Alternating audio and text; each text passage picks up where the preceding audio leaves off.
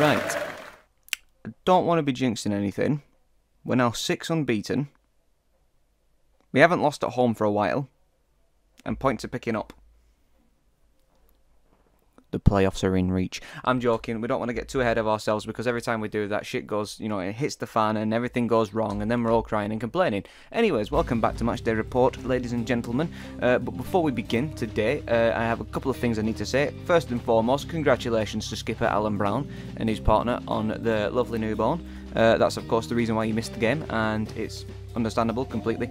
I'd want to be missing the game as well to be at the birth of my child, but yeah, congratulations to Skip. And secondly, I would also like to say that this channel, if you've noticed, if you didn't get an advert on this video before you watched it, like you normally would, unless you've got an ad blocker on, then yeah, you might have noticed there's no adverts. That's because I'm now demonetized until April. Because when you start up a YouTube channel like 10 years ago when you're young and you just upload other people's shit that you find on like Instagram and Twitter, because why not? Yeah, that was essentially my channel 7 years ago. And YouTube has decided to review my channel out of the blue, found those videos, and have removed my monetization because of it for a month. So, yeah, I ain't getting no pennies from YouTube for the next month. And, of course, those have been deleted now. So, when I do reapply next month, hopefully we can get back on it. But, yeah, so, yeah, no adverts. So, your viewing is going to be a bit more pleasurable, you could say, for the next month. Anyways, without any more further ado, it's Preston North End versus Cardiff City at home. Let's read this breakdown, shall we? Alright then, so, if I had the mic at mouth level, that would help. The first half was pretty dull, with not much action beside Bambo making a very good overhead kick as a clearance, which, by the way, it shows his character. The guy's too hard not to love. And Woodman going down within the first couple of minutes of the match for about 7-ish minutes. It reminded me of, you know, the Blackpool situation last season when Orchard booted that keeper. Apart from Woodman didn't have to go off on a stretcher and instead got back up and he carried on playing. I do feel a little bit bad for Cornell because he was like, oh, finally game time, I can prove myself. But Woodman got straight back up and he kept a clean sheet with some fantastic saves with a big gash on his face. So yeah, good stuff from Woodman. The second half was much better as Cannon gets another one after many attempts across a few players. The keeper was sent off toward the end, giving us a free kick that was capitalised on for a change, with Evans hitting back the rebound. So yeah, as you can see, we win 2-0 at home. And it was a pretty good display, to be honest. The first half was okay at best, but the second half I can actually appreciate. We had 12 shots total with 5 of them on target, which is good. It's a good sign. Of course, we kept the possession, and this is where I think our game's starting to change, because previously we'd be taking shots and shots and shots, but we have 0 possession. But now we're having equal possession, well, almost equal possession, or more possession than they are, and we're still getting some decent shots away. They're not just shots for the sake of shots. They are actually good shots. We're playing some decent football. And of course I don't want that to change because I feel like I'm the jinx machine at the minute, but not to jinx that, we are playing some good football, so hopefully that continues. So let's take a look at the player ratings, shall we, as we assess what's going on. Woodman a 9, completely agree there. Kept Atete. He kept him out early on and took a nasty whack to his face, soldiered on and made several important saves the pick of them. His second half stop turned to Cabba's shot behind. I've probably read that very wrong, but I'm tired, so leave me alone. So yeah, Woodman probably the man of the match for me, and of course he was awarded the man of the match for good reason. But yeah, he was fantastic. I think this is his best game he's had for us so far. Story a 7, steady shift, picked up an early booking and stayed disciplined since then, was willing to try and bring the ball out from the back and defended his box well. I appreciated that. Bambo an 8, barely put a foot wrong over the course of the game, some important interceptions and clearances, and his recovery pace helped on a few occasions. Sent a shot narrowly wide before half time. If that would have gone in, the place would have lifted. Cunningham at 7, was beaten a couple of times, but on the whole a committed and solid display to help keep the back door shut. His pass led to the opener, which was a very good pass, by the way. I'm actually going to pull that clip up and show you what I mean, because normally I'd say don't like throw things over the top like we always do, because normally it's just a case of lump the ball forward and hope for the best, but this is an example of how you lump the ball forward and make the most of it, because it was a good pass. He's not just hit it, he's looked for his man and he's picked out the pass. He's in acres of space, and obviously Cannon's just a good player in general, so he can exploit that space.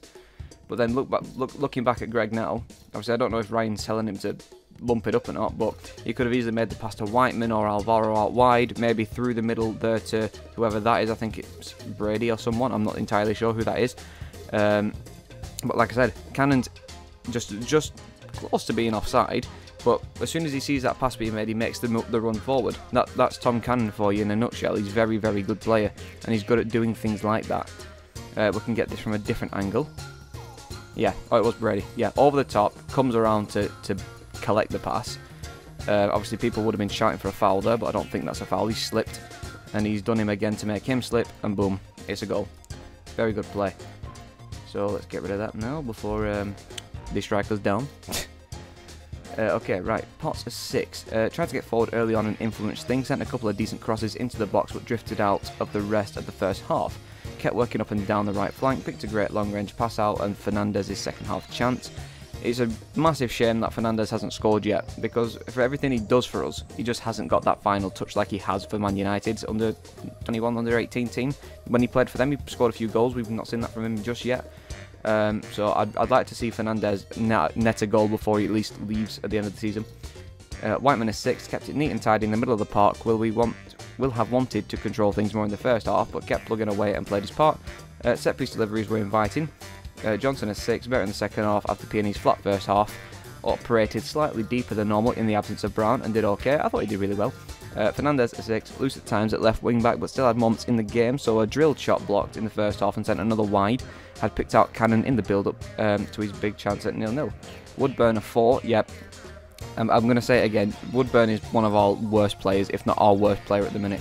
Full of running but off tempo and struggled to impact the game, sent a first half shot wide and ended up committing his first share of fouls, midway on the hour mark, thank God for it. I really don't like Ben Woodburn and I really hope he doesn't get the contract extension. Parrott a 5, chased lost causes and put himself about but erratic at times, lost his footing in the final third on a few occasions and made way at the same time as Woodburn, as in a low shot saved in the first half. I didn't think Parrott was as bad as Woodburn, but he didn't really do much either. Cannon a 7, busy and lively up top, had a lack of service but his work rate was rewarded in the second half, so a good chance scored begging but kept hunting for chances and took his goal exceptionally. Substitutes, Brady a 6, brought intensity to the performance, helped North End improve as a team. I thought that we looked a bit more sturdy. Evans a 7, helped Peony get higher up the pitch and keep the ball alive in the final third, battled away in typical fashion and pounced on the rebound to net his 8th goal of the season. Ledson a 6, added freshness and bite in the closing stages, like he has been doing recently, and Josh some more minutes in the tank and put himself a bite in the middle. I would have liked to see Evans start off a Parrott personally. I know Parrott's been playing okay recently, but if we're going to keep Parrott in the lineup, take Woodburn out because he's seriously not good enough. Right, Ryan Law's reaction. On the performance, first half was a little bit cagey for both teams with the turnovers. There were a couple of half chances in there, but second half we just asked them to be a bit more on the front foot, counter press better and get a bit more quality into the strikers, and we did that, so really pleased. There were a couple of moments where we snatched at a few chances, but I'm just pleased to get the win whichever way we got it. 2 goals for 2 of our strikers, really pleased. On the opening goal, it was a great ball from Greg. I'd asked him at half time if he could add a bit of quality to turn it in behind. First half was quite condensed, but a bit of a mid-block, low block from them, so we couldn't really get in. It was a great ball and Tom got on the other side of the defender. He finds himself in, shows a bit of calmness and puts it into the back of the net. I think he had a good chance earlier on and fluffed his lines a bit, but pleased he got the second on Tom Cannon. He's a willing runner and is getting more intelligent. I have said to all the strikers that I don't want them to get too disappointed if they miss opportunities. Tom misses one, which you think goes in anywhere else. The goalkeeper was already down, but to keep going, find that goal was pleasing. It's just about coaching the players and listening and learning. Just because Tom is from Everton, he isn't going to be finished. He isn't going to be the finished article. Okay, we have got to coach them into what suits us. We have been doing a bit of work with him on holding the ball up and bringing others into the game. You will be stronger and more robust if you like, but when he gets through on goal, he's a natural finisher and I always fancy him every time. He's only young, him, Liam and Troy, but you've got to make those runs, be clever with them and not get split. They are learning every day in training, and the more games they play and the more goals they score, they will be the better of it. If that's not what it says, but you know what I mean. On the second goal, first to react, the young lad had just come on, so we said to test him and follow it in. He parried it into the patch of Evans to tap it into an empty net. The reaction, being on the front foot and provocative, is what we need to take those opportunities. A lot of people probably didn't even see Evans come in from behind, but essentially Evans was watching Cannon the whole time. He was looking at Cannon, waiting for the kick to be taken while he's being marked. And after the kick's taken, the man who's marking him is naturally going to turn around because you want to see if the free kick's been scored, which Evans then sees that as the opportunity to essentially dart around him and catch the ball on the rebound, and he did it expertly. It was very, very good. He knew exactly what he was doing, and that looked like the game plan. So yeah, very well done On the second half improvement, I wanted a bit more, and they gave us that. We were on the front foot more and played forward a bit more. We were more aggressive. It couldn't have been a stalemate, but I didn't want that. It could have been a stalemate, which is what I predicted. We wanted to go for it, and we find ourselves 1 up. We got fresh legs on, brought Ryan Lesson and another midfielder to scoot up with Whitey. I'm very pleased with the second half performance. First half was okay, but second half we really penetrated and went for it. On Woodman's early blow, well, we were expecting him to come off at one point. Dyer was ready, which wouldn't have been an issue. Dyer's been fantastic, I agree. He did very well in Central League. He needed some stitches and then got them at half-time and wanted to continue. That is what Freddie Woodman does. He pulls out the saves. The lad was offside, but he can have the credit for it because it was fantastic reaction save. And again, 16 clean sheets, very pleased. The defenders will take some credit in that as well. If you can keep it out at one end and your strikers can pull it at the other end, you've got a chance of winning football games. It's nice, isn't it? I like seeing goalkeepers get some stitches. He is too pretty, Freddy, isn't he? Right, enough of the banter. I said to him that it won't do any harm. He looks a little bit of a tough man now. He will have a nice shiner. He's got 3 stitches, but you're not going to get Freddie Woodman off the pitch when he's going for the clean sheets. On Alan Brown's absence, his missus is having a baby anytime, so that is why he wasn't with us. So yeah, I'm hoping everything is going well as we speak. I don't know whether the baby has come yet, my phone is downstairs. But we are hoping everything is well, healthy, and the baby is here. Of course, recording this now, the next day, the baby is here, as far as I'm aware. On the impact subs, we've had a conversation about what games we need to use Ched for the most. The rotation of the squad, I thought the subs today were fantastic. The attitude and application of going on the pitch and being game ready is what we need. Over the next 5 days now, we'll have to make sure they are all ready. There will probably be opportunities for other players because that is what you have the squad for. We'll look forward to Rotherham away now. And yeah, this is another thing. A lot of people have criticised Ryan Lowe's substitutions, when he makes them, as well as how they perform. But I think today was probably the best example of a substitution game gone right. On deep depth lifting second half, yeah, the whole place doesn't it? And that's what we've got to do. I've said that numerous times, but I don't want to get carried away. That's us at Deepdale now for a couple of weeks, and we've got 2 important games on the road. The lads and staff have a points tally we'd like to get, and if they get them, they may have a few extra days off during the break. Well, I suppose if you're rewarding performances, that's good, but at the same time, you want to keep them disciplined. But yeah, we don't have a home game now until April 1st, and we all know what comes on April 1st. It's doomsday when Blackpool come to Deepdale. So hopefully we can actually get something out of that game, because now we've got 2 away games on the bounce, being Rotherham and then a very difficult one at Middlesbrough.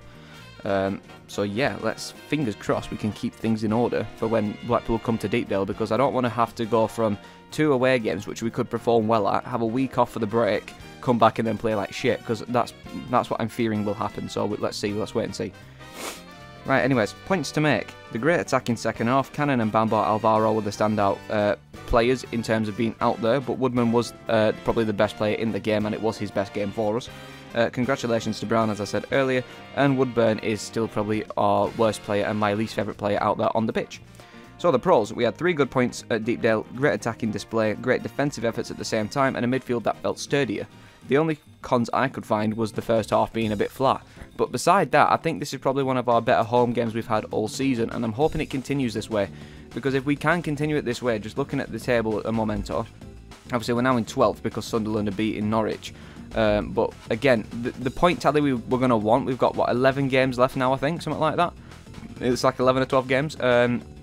Come the end of the season, sorry, come the next 2 or 3 weeks, if we can find ourselves sitting around 50, I don't know, I'd say 56 points maybe, then we might be good to try and make that final push.